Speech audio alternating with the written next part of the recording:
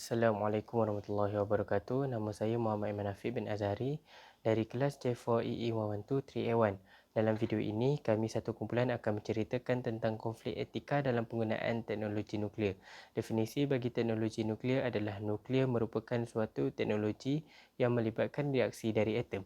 Percubaan senjata nuklear buatan manusia telah menambahkan radioaktif yang ada secara semula jadi. Antara 5 negara yang memiliki kekuatan teknologi nuklear adalah Rusia, Amerika Syarikat, Perancis, Korea Utara dan Israel.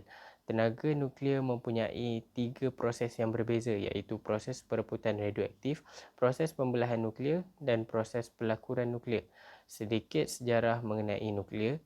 Nuklear pada asalnya ditemui oleh ahli fizik Perancis yang bernama Henri Becquerel pada tahun 1896 ketika beliau mendapati bahawa kepingan fotografi yang disimpan dalam gelap berdekatan dengan uranium telah berubah kehitaman seperti kepingan sinar X. Pada tahun 1945 pula, satu peristiwa telah menggemparkan dunia di mana letupan bom atom di Hiroshima dan Nagasaki di Jepun di mana bom atom tersebut diperbuat daripada teknologi nuklear. Bismillahirrahmanirrahim. Assalamualaikum warahmatullahi wabarakatuh. Nama saya Muhammad Ashraf bin Khalid dari kelas J4EE 1123A1. Di sini saya ingin menerangkan tentang kebaikan penggunaan teknologi nuklear. Antara kebaikan nuklear yang boleh digunakan ialah dalam bidang pertanian, perubatan dan industri. Ia juga boleh dijadikan bahan untuk digunakan sebagai rawatan seperti di dalam diagnostik untuk mengimbas buah pinggang, tulang-tulang dan lain-lain. Nuklear juga boleh digunakan sebagai satu bahan untuk meningkatkan penghasilan pelbagai jenis tanaman di dalam pertanian. Selain itu, ia juga boleh digunakan sebagai alat untuk menyelesaikan masalah logi seperti keganjilan dan ketidakfungsian proses serta kerosakan mekanikal. Walaupun begitu, teknologi nuklear juga pernah menyebabkan kemalangan di beberapa buah negara seperti di Chernobyl, Rusia pada tahun 1986. Kemalangan ini berlaku sewaktu sesi ujian di reaktor keempat logi di Chernobyl. Lucien, Sweden pada 1969. Kemalangan ini berpunca daripada kerosakan di dalam salah satu sistem penyejuk reaktor di situ. Seterusnya, di Kishtim, Rusia pada tahun 1957 berpunca daripada teknologi nuklear yang rosak yang menyebabkan pencemaran radioaktif. Dan yang terakhir sekali, di Fukushima, Jepun pada tahun 2011. Kemalangan ini merupakan antara kemalangan yang terburuk di dalam sejarah dunia. Ianya berpunca daripada bencana tsunami yang melanda negara itu dan mengakibatkan penyejuk reaktor itu tidak berfungsi. Itu saja daripada saya. Saya akan memberi ruang kepada pembentang yang seterusnya. Terima kasih. Assalamualaikum warahmatullahi wabarakatuh. Saya, Syahmi Ashraf bin Yahya, akan menceritakan tentang keburukan teknologi nuklear dan juga maqasid syariah bagi teknologi nuklear. Antara keburukan dalam penggunaan teknologi nuklear ini adalah yang pertama, kebocoran radioaktif yang akan membawa kesan buruk terhadap kesihatan manusia. Hal ini kerana reaktor nuklear yang bocor boleh mencemarkan udara dan air dan juga melepaskan radioaktif yang amat bertoksik. Selain itu, apabila penggunaan teknologi nuklear ini semakin meluas, maka semakin banyaklah logik tenaga yang akan dibina. Dan apabila perkara ini berlaku, kos pembinaan adalah sangat tinggi dan akan meningkat sebanyak 4 kali ganda apabila pembinaan telah bermula.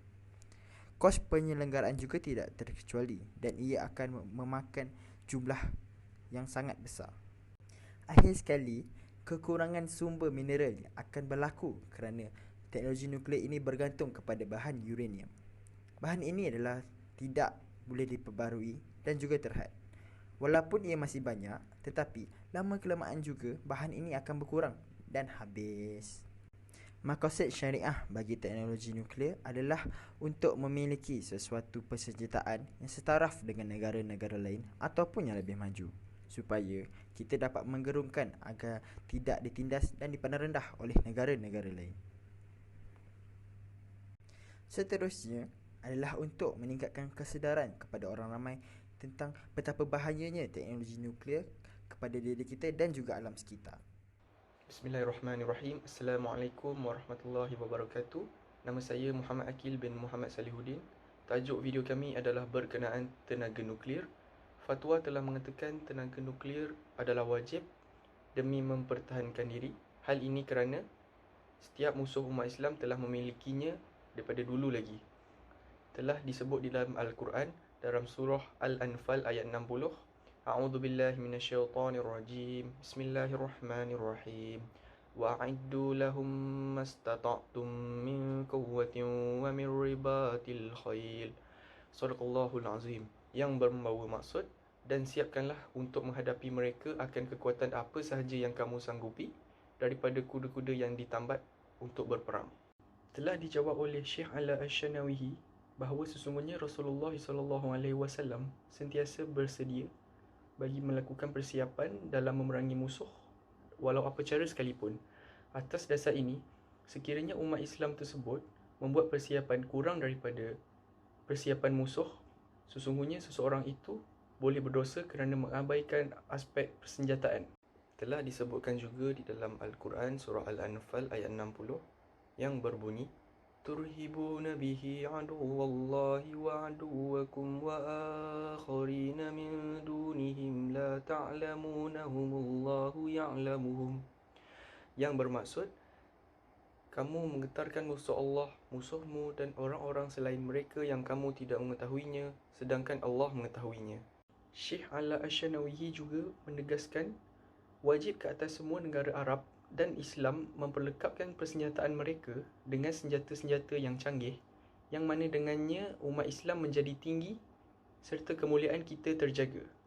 Apa yang kita lihat ini tentang kelemahan umat Islam merupakan satu petanda kemundurannya disebabkan oleh ketidakbolehan umat Islam dalam memiliki senjata terbaik, sedang pada waktu yang sama musuh-musuh kita sedang mencipta macam-macam cara untuk memusnahkan orang-orang Islam yang lemah. Telah disebutkan juga di dalam surah Asy-Syura ayat 40 yang berbunyi, wa jazaa'u sayyi'atin sayyi'atun mithluha, yang bermaksud dan balasan suatu kejahatan adalah kejahatan yang serupa. Yang terakhir adalah daripada surah An-Nahlu ayat 126 yang berbunyi, wa in 'aqabtum fa'aqibu bimithli ma 'uqibtum bih, yang bermaksud jika kamu memberikan balasan, maka balaslah dengan balasan yang sama dengan siksaan yang ditimpakan kepadamu. Ini dengan mengambil kira bahawa dasar layanan yang serupa adalah satu dasar yang disyariatkan dalam semua adat dan undang-undang antarabangsa.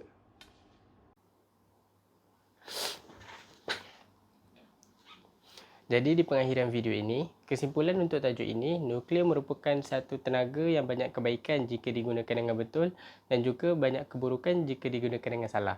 Kami mencadangkan bahawa Malaysia hendaklah mula untuk menggunakan teknologi nuklear ini dalam pelbagai bidang untuk memajukan negara. Tetapi untuk melakukan hal demikian, kita memerlukan ahli-ahli pakar nuklear untuk mengendalikan setiap projek pembangunan teknologi nuklear agar kemalangan-kemalangan yang berbahaya dapat dielakkan dan dapat menjamin keselamatan. Dan dari sudut lain, kita hendaklah menjauhi daripada menggunakan teknologi nuklear sebagai senjata kerana telah banyak terjadi kesan-kesan buruk daripada senjata teknologi nuklear ini.